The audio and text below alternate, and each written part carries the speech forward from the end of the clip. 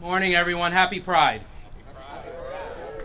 Thank you all for joining us this morning for the dedication of the LGBT monument.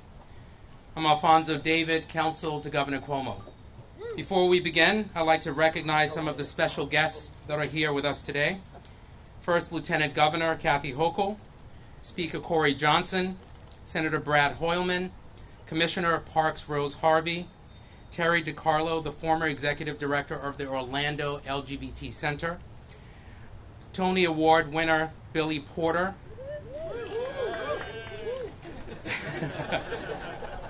yay for Billy, artist Anthony Goicolia, members of the Hudson River Park Trust that are here with us as well. I would also like to recognize members of the Governor's LGBT Memorial Commission, Glenda Testone, the Executive Director of the LGBT Center, Scott Campbell, the Executive Director of the Elton John AIDS Foundation, Cristina Herrera, the founder and CEO of Trans Latina Network, Eunice Ortiz, the President of the Stonewall Democrats, Beverly Tillery, the Executive Director of the New York City Anti-Violence Project, Kelsey Louie, the Executive Director of the Gay Men's Health Crisis, Thomas Creever, the Executive Director of the Hedrick Martin Institute, and Melissa Sklars, the Director of the Transgender Legal Defense and Education Fund. 2 years ago, this country and this state were devastated by the shooting in the Pulse nightclub in Orlando, Florida. In the wake of that tragedy, Governor Cuomo called for a memorial to honor the victims of Orlando and honor the victims of hate, intolerance, and violence. Today, we are here to see that vision become a reality. We have members of the LGBT Memorial Commission that are going to help us unveil this monument. Unveil a monument to our New York values. Unveil a monument to the enduring symbol of justice, tolerance, and equality. So I ask for the members to help us at this moment unveil the memorial.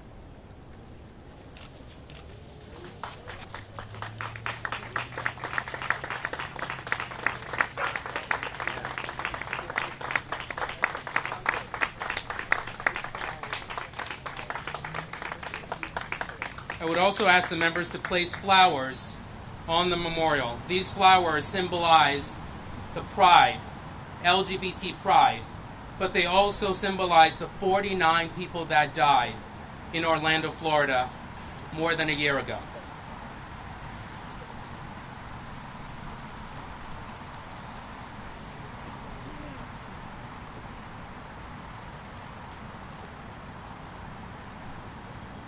This historic monument sends the clear signal that New York and Governor Andrew Cuomo stand firmly with the LGBTQ community.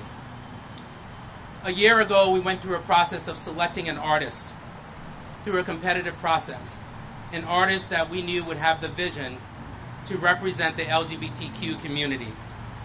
And that artist has demonstrated through this extraordinary memorial that he did have the vision. Please join me in welcoming Anthony Goicolia, who will have a few remarks.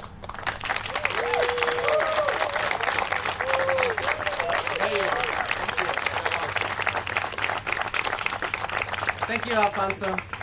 Thank you to Governor Cuomo, City Council Speaker Corey Johnson, Commissioner Rose Harvey, New York State Office of Parks, and everyone at the Hudson River Park Trust. I'd also like to thank my fabrication team, including Workshop Art Fabrication, Ross Arts, and Mark Lyons Digital. There are about 1 million more people to thank, but I only have 2 minutes, so if you help make this memorial possible in any way, shape, or form, just know that I'm super appreciative, and I thank you from the bottom of my heart.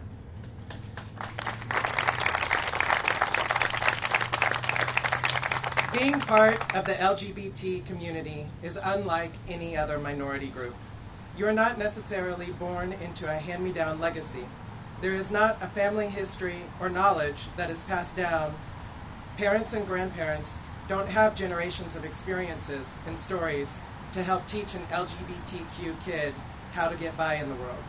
Each child wrestles with this, and he comes to this on his own terms. He or she figures it out, and then they have to seek out their peers, their mentors, and their own history. They have to seek out a like-minded, supportive community and build their own second family. I grew up as a bit of an outsider in Marietta, Georgia.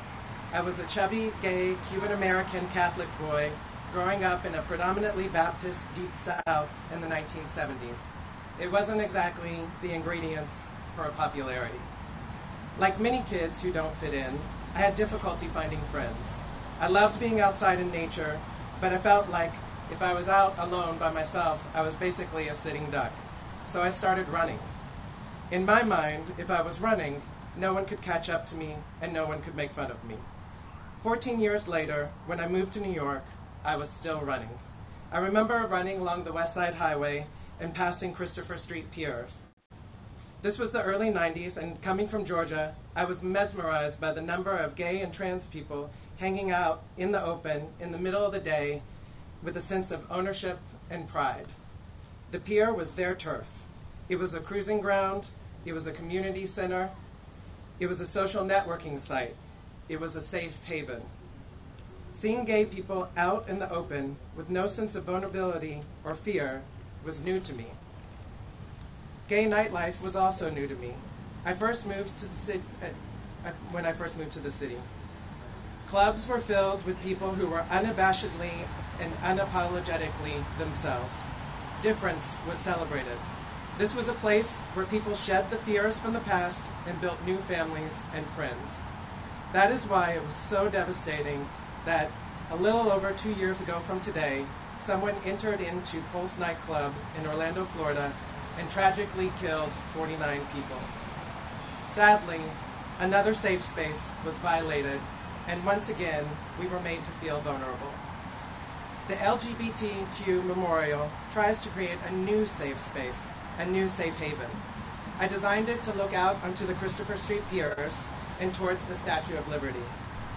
The memorial encourages people to look beyond the exterior of what they're presented with, to something inside that's more beautiful.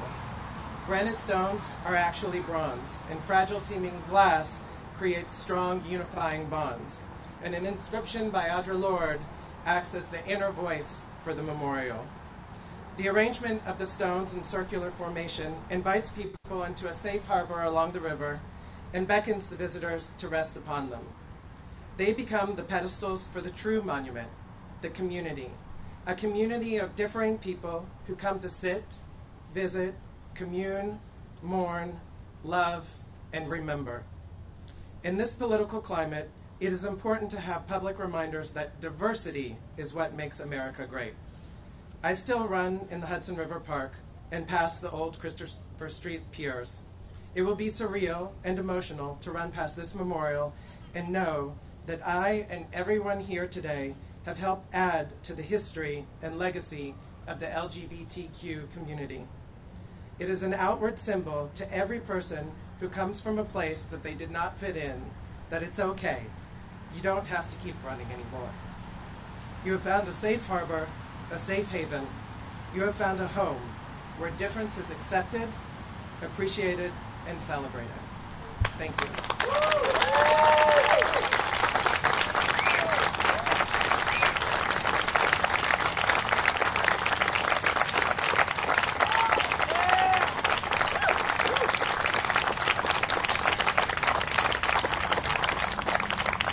So now it is my pleasure to introduce a man who is responsible for this memorial becoming a reality.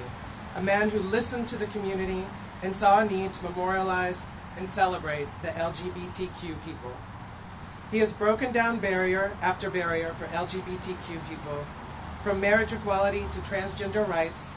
Under the governor's leadership, New York has been a beacon for progressive action and set an example for others to follow.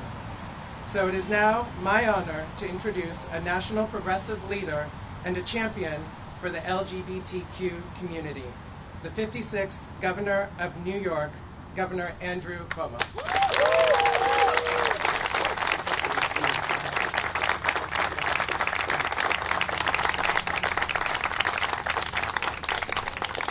Wow, isn't this special? Let's give Anthony Goicoliev another round of applause.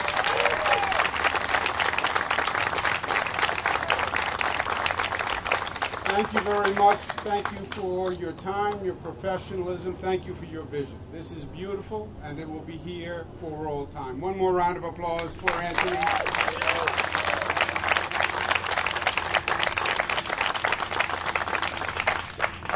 I want to thank all the people who worked so hard to make this possible. I want to thank the commission that came together to select the artists that came up with the parameters for the design. Let's give them a round of applause.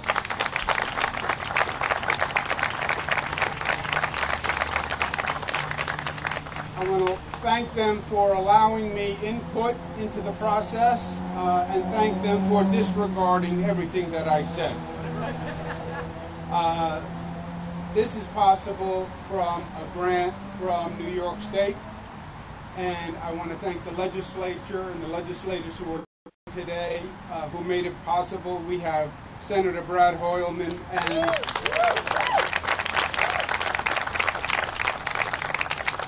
we have Assemblyman Felix Ortiz. Let's thank them for making it possible. We have our great Lieutenant Governor who's with us, Kathy Hochul. And we have the man who facilitated it all to make it happen quickly, our great speaker, Corey Johnson.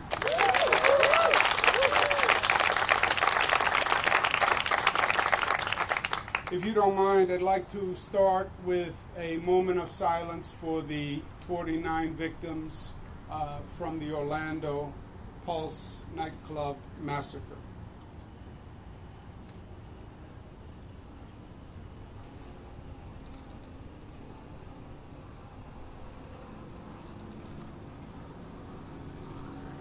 Thank you. The memorial itself is beautiful and powerful, and the inscriptions are truly profound. And as Anthony said, it couldn't come at a better time to make this statement loud and proud when we have a country that is at such a point of disruption and turmoil. I also think the location for the memorial is very powerful. It's along the Hudson River on this beautiful park, and in so many ways the Hudson River really is a symbol of the journey of this nation. It says where we started, where we were founded, and marks literally our progress. It also marks our setbacks, and it marks moments that made us. It's a timeline, if you will. It starts in the harbor with the Statue of Liberty, who stands and represents the best ideals and the best hopes and the best visions. A few feet from the Statue of Liberty is the Holocaust Museum that reminds us of the peril that humanity can bring to this world. This spot, to me, this memorial, is another point of reflection on that journey.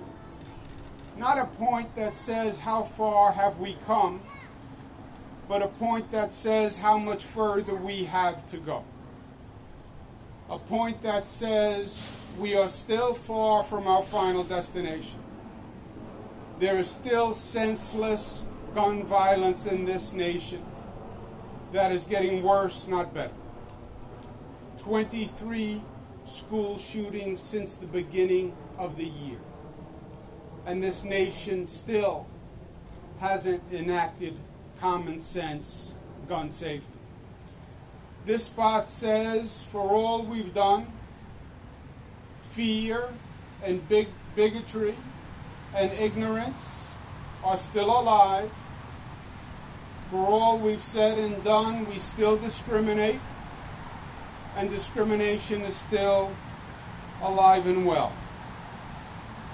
This memorial saddens us when we think about the Orlando 49 senseless deaths, but it also enlightens us and it also inspires us.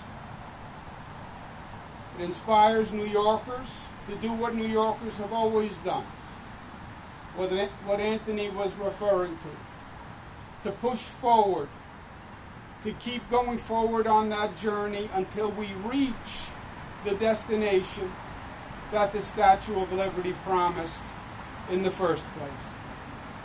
It's a simple, but it is a profound promise. It says acceptance of all as individuals, acceptance of differences, opportunity for all, and it says discrimination of none. That is the simple, powerful promise that brought millions of people to this state and this nation. And New York will carry the torch for that promise until it is a reality and until we have fulfilled that American promise, until we are a society that has truly liberated its better angels, and until we let their wings lift us all. That is the New York dream. And that's what this memorial says to me, and I believe says to all of us. Thank you, and God bless you, and happy Pride.